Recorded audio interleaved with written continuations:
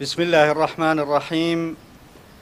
جەماوەری خۆشەویستی هەر چوار قەزای چۆمان، ڕواندز، مێرگەسۆر، سۆران و سەرجەم شار و شارۆچکەکانی کوردستان، خوای گەورە لە قورئانی پیرۆز دەفەرمێت: أعوذ بالله من الشيطان الرجيم ولا تقتلوا أنفسكم إن الله كان بكم رحيما.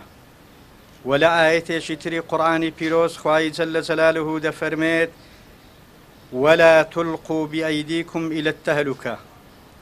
بەڕێزان و خۆشەویستان، ئەو بارودۆخە سەختەی هەموو جیهانی گرتۆتەوە بەهۆی پەتای کۆڕۆنا، بە تایبەتی عێراق و وڵاتانی دەوروبەر، کوردستانیش وەکو بەشێک لە جیهانی مرۆڤایەتی بەدەرنیە لەو پەتایە. دیارە لە سەرەتای سەرهەڵدانی ئەو پەتایە بەهۆی ئەو ڕێکارە تەندروستیانەی کە حکوومەتی هەرێمی کوردستان گرتێبەر لە کەرنتینەکردن و داخستنی سنوورەکان زۆر باشمان هێنا.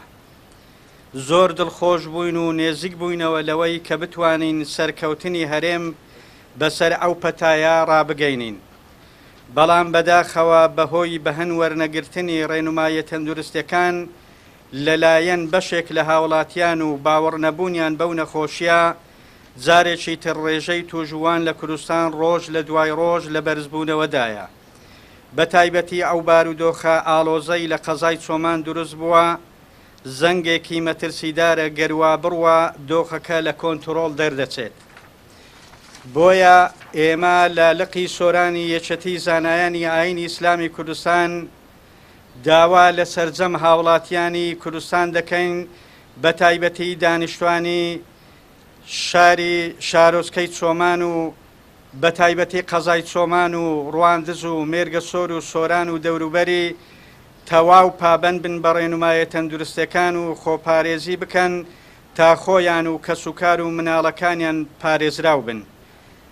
هەر لێرەدا بە پێویستی دەزانین داوا لەو بەڕێزانە بکەین کە بۆ ئەنجامدانی نوێژ سەردانی مزگەوتەکان دەکەن، بە بەستنی ماسک و دەستەوانە و بەرماڵی تایبەت بە تایبەتی خۆیان بەشداری لە نوێژی هەینی و جەماعەت بکەن.